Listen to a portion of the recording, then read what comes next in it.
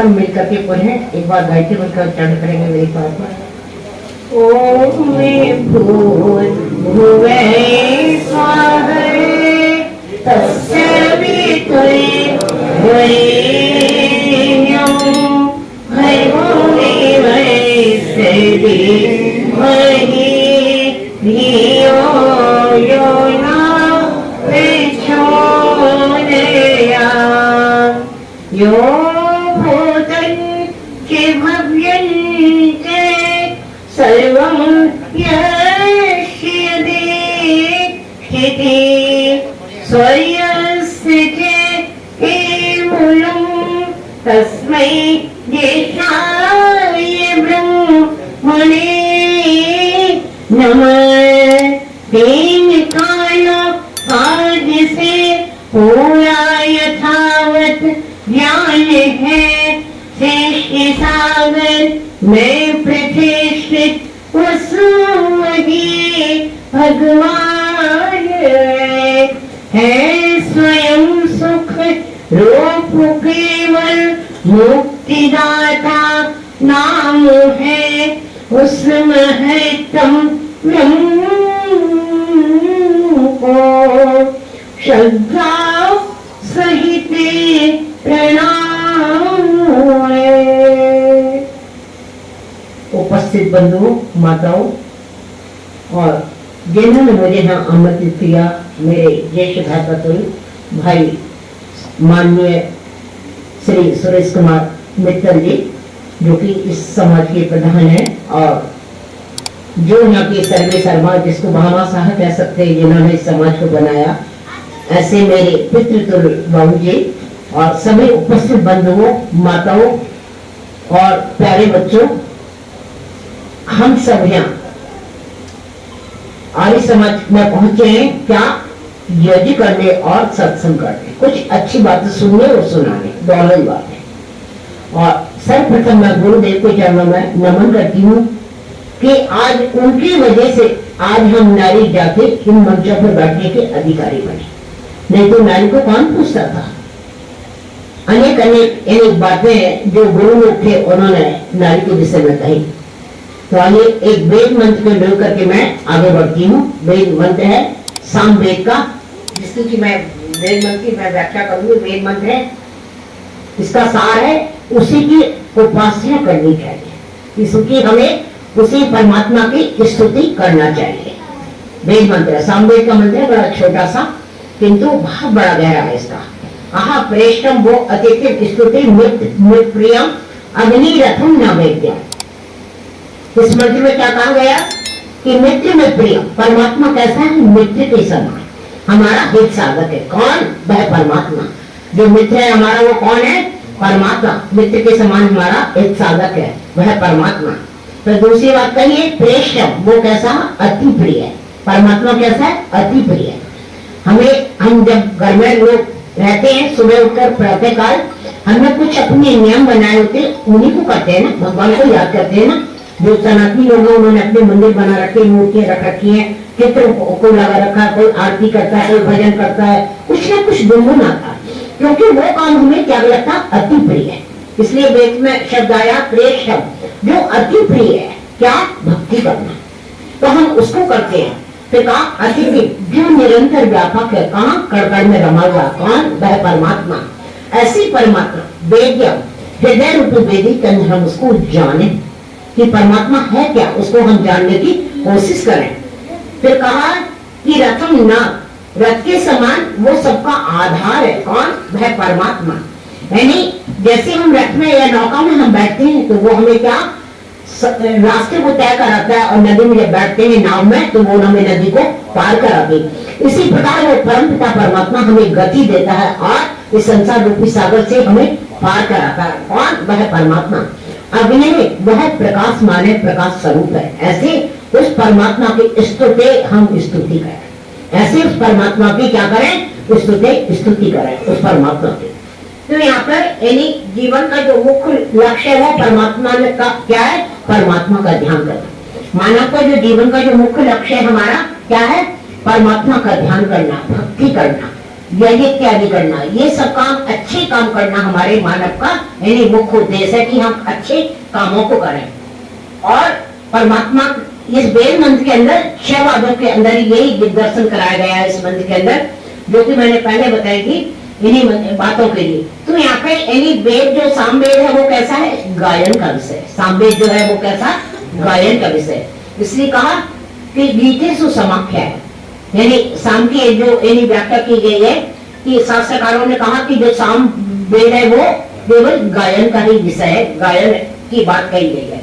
इसलिए इसमें कहा है कि ये फूटे फटे नयन जरव सुतन के काम जगह से वो पुल करे नहीं तुलसी सिमरन, कि जब तक भक्ति में व्यक्ति इतना नहीं रम जाता, जब तक कि उसकी आंखों से अश्रु ना आ जाए, तब तक यानी भक्ति अधूरी मानी जाती है। इसलिए कहा ये जब तक हमारे नैनों से तुलसीदास जी कहते हैं कि भक्ति में व्यक्ति जब खो जाता है, रम जाता है, तो उसके आंखों से स्वतः ही आंसू आने लगते हैं, स्वतः ही यानी रो पड़ता है खुशी के आंसू कि मैंने परमात्मा के पास नजदीक जाकर के आनंद को प्राप्त कर लिया है।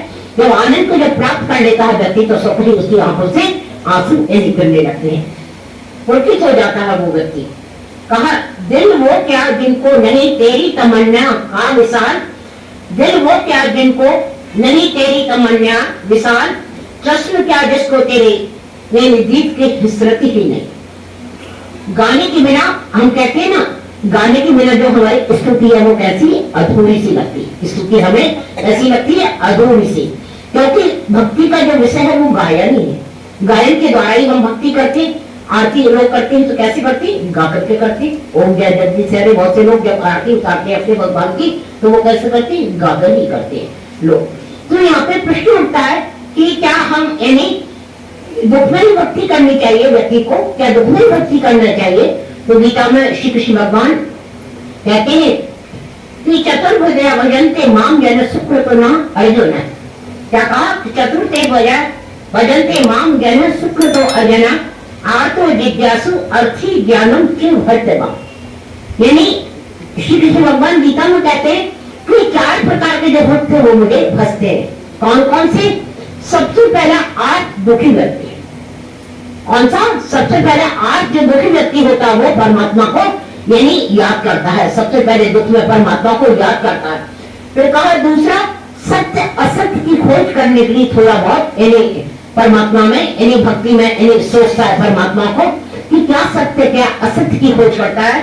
और तीसरा जो बताया भक्त, वो बताया संपत्ति को, धन को चाहने वाला, कि धन के लिए वो यानी भक्ति करता है कि मुझे प्रभु तो इतने सारे रुपए दे देना, ये दे देना, कोठी दे देना, यानी गाड़ियां दे देना।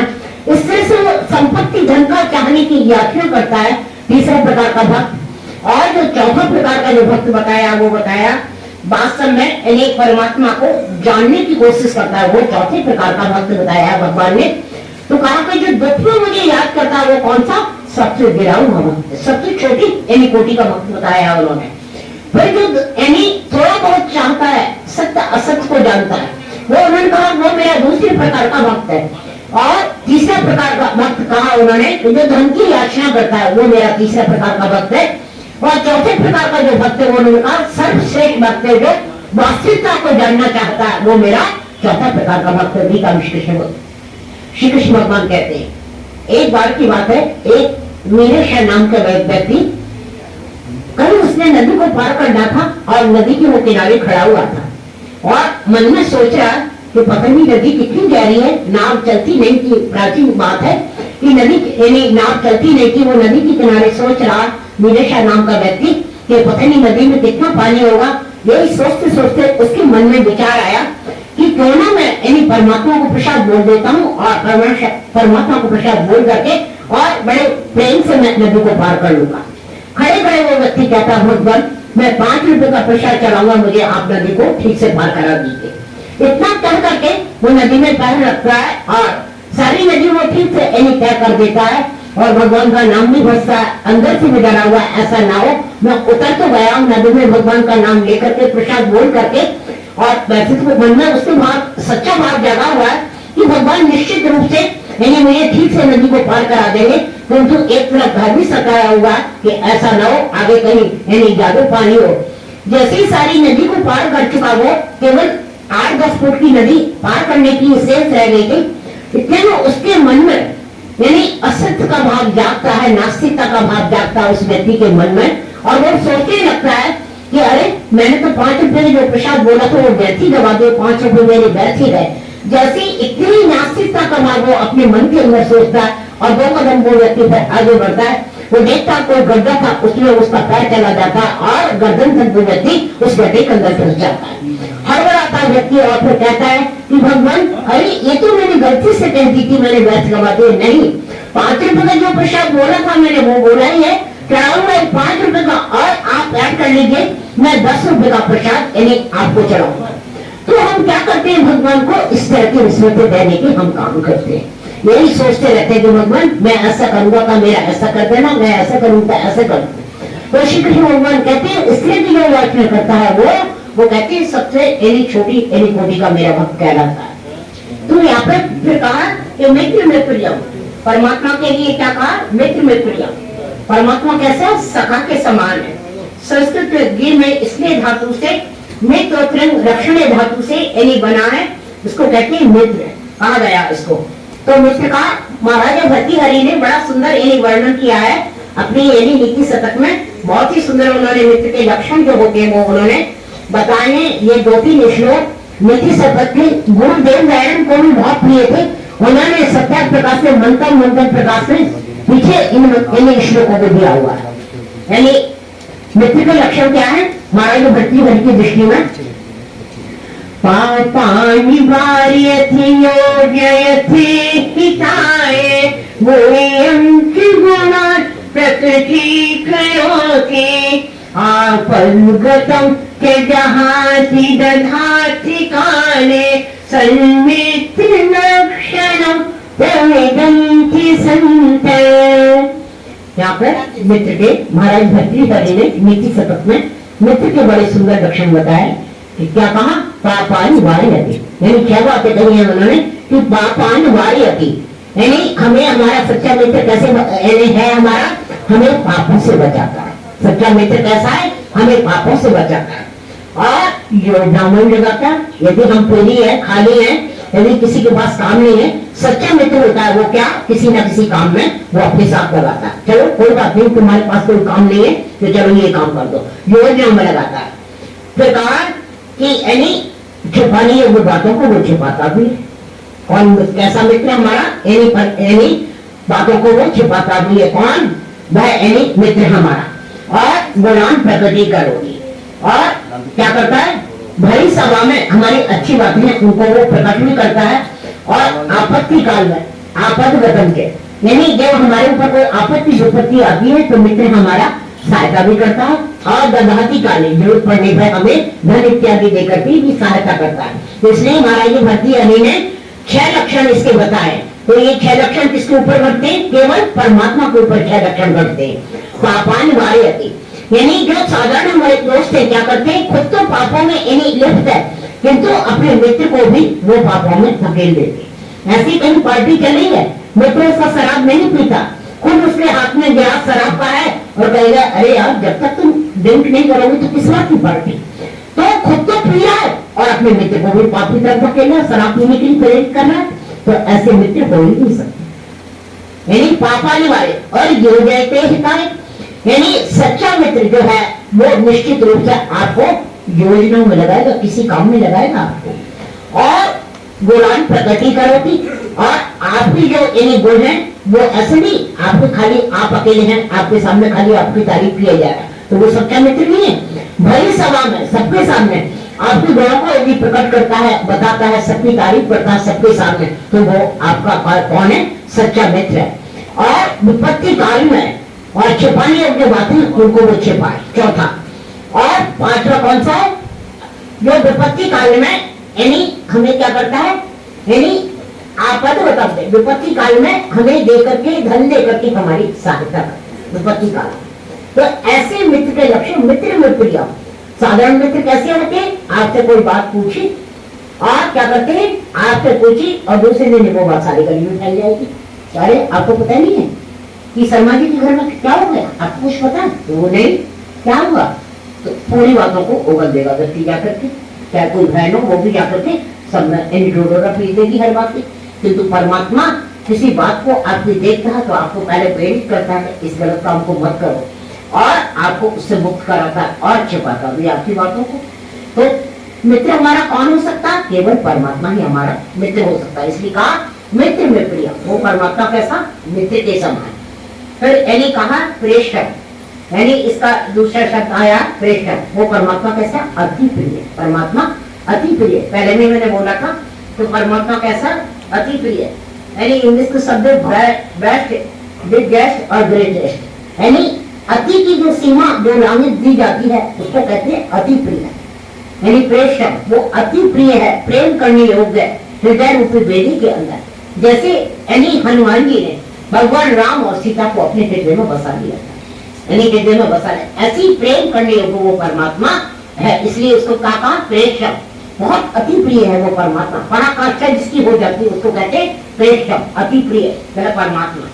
फिर कहा अतिथि, जो सर्वव्यापक है परमात्मा, कण-कण में रमा हुआ परमात्मा, हमारे हर गलत काम को वो परमात्मा देखता है। एक बार की बात है कि तुलसीदास जी जब यानी तुलसीदास जी नहीं बने थे तब वो यानी बैराग को प्राप्त यानी थोड़ा थोड़ा हुआ था, वो घर से निकल लिए और वो रास्ते में जाते हैं, वो देखते हैं कि एक आधी रात को बैराग प्राप्त हो गया तो उस व्यक्ति को ना तो रात दिखता है ना दिन दिखता। तो थोड़े थोड़े भक्ति में वो रम गए थे और घर उन्होंने छोड़ दिया था और निकल लिए। आधी रात को जा रहे थे तो उन्होंने देखा कि बहुत सारे यानी लोगों का झुंड खड़ा हुआ है, 10-12 लोगों का। वो लोग कौन थे? चोर थे वो। तो जो लोग रात में ही यानी निकलते तो इन्होंने उन चोरों ने देखा जो उनमें से एक व्यक्ति चला आ रहा है। तो उनका जो दूसरा साथी था वो कहने लगा कोई बात नहीं है, आप और तुम जैसे ही कोई भाई होगा, हमारे साथी होगा। जब वो पास में आए तो उनसे पूछा भाई तुम कौन हो? तो उन्होंने क्या कहा? तुलसीदास जी, जो तुम हो सो हम है, जो तुम हो सो हम है। भाई उन्होंने कहा कि मैं तो भगवान का भक्त बन चुका हूँ, तुम भी शायद भगवान के भक्त हो, इस तरह से तुम रात में इस तरह से ना इकट्ठे हो रखे। तब वो कहने लगे उनसे ठीक है, जो तुम हो सो हम है, हम ऐसे तुम हो।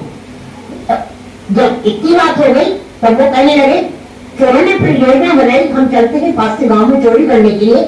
वो जाते हैं और कहते हैं कि हम घर को वहां खोदेंगे, दीवार को खोदेंगे और एक जन अंदर खड़े, 2 जने अंदर यानी जाएंगे और सब चीजों को वहां खोलेंगे और सामान लेकर के आएंगे, 2 लोग हम बाहर खड़े रहेंगे। और जैसे ही देखेंगे किसी की आहट होगी या कोई व्यक्ति दिखेगा तो हम मुट्ठी भर करके मिट्टी उस गड्ढे से हम बाहर फेंक देंगे जो गड्ढा खोदा गया है। तो तुम लोग समझ जाना, सावधान हो जाना और तुम भाग लेना, तुम भाग लेना। तो ये बात वो स्वामी तुलसीदास जी भी सुन रही थी, क्योंकि वो तुम वो सो हमें उनके साथ वो लगी है तो आ जाओ तुम भी हमारे साथ, हम तुम वो सो हमें, यानी हमारे जैसे ही तुम हो तो तुम भी हमारे साथ रख कर गए। तो वो भी उनके साथ चले गए, वो भी इस बात को सुन रहे हैं, वो स्वामी तुलसीदास जी भी इस बात को वो सुन रहे हैं। और वहां पे वो खड़े हुए हैं और चोर अंदर घुस जाते हैं, जो चोरी करनी थी इनके दीवार को तोड़ करके, और वहां से बहुत सारा सामान इकट्ठा कर लेते हैं। और जैसे ही किसी की आहट हुई तो वो स्वामी तुलसीदास जी जो चोरों के संगी खड़े हुए थे बाहर, उन्होंने भी ये बात सुनी थी, जैसे आहट हो तो मिट्टी हम फेंक देंगे, मिट्टी भर के तो समझ जाना कि कोई खतरा है। तो ऐसे ही देखा कि वो स्वामी तुलसीदास जी के मन में भाव जागा कि परमात्मा तो कण-कण में रमा हुआ, वो हम सबको देख रहा है। तो उन्होंने क्या करा, बहुत सारी मिट्टी अपनी दोनों अंगुलियों में भरी और लेकर के उस गड्ढे के अंदर ऐसे करके फेंक दी। और उन चोरों को पता लगा कि मिट्टी फेंकी गई है, जरूर कोई खतरा है, तो वो ऐसे निकल करके भाग लेते हैं। और जैसे वो भागते, चोर भी सारे भाग लेते, वो स्वामी तुलसीदास जी उनके पीछे पीछे भागते चले जाते हैं। और जब एक जगह जब देखते हैं कि हम निश्चिंत हो गए, कोई हमें पकड़ नहीं सकता, और रुक करके खड़े हो जाते हैं। और फिर वो जो चोर थे वो स्वामी तुलसीदास जी से पूछते हैं, अरे भाई कौन था, कोई खतरा था, कोई दिखा था तुम्हें क्या, कुछ तो बताओ। तो वो कहने लगे कि मेरे को जब लगा कि भाई कोई देख रहा है, वो परमात्मा कण-कण में व्यापक है वो परमात्मा, तो वो देख रहा था मुझे, इसलिए मैंने मिट्टी भर करके फेंक दी, क्योंकि वो देख रहा हमें, एक नहीं हजारों आंखों से वो परमात्मा हमें देख रहा है, हमारे कर्मों की वो सजा हमें जरूर देगा, इसलिए मैंने आपको पाप कर्मों से बचाया। तो वो परमात्मा कैसे निरंतर अतिथि के समान कहा उसको। अतिथि, तिथि जो शब्द है वो इसी अतिथि शब्द से बनी। तिथि माने निश्चित, जिसका सीमा समय काल जिसका निश्चित हो उसको कहते तिथि। अतिथि कहते जो बिन समय बिन काल के बिन उसके बताए कोई मेहमान हमारे घर आ जाता है तो उसको कहते हैं अतिथि। इसी वेद में शब्द आया अतिथि, परमात्मा के लिए कहा गया है यहाँ पे। तो कोई अतिथि आता है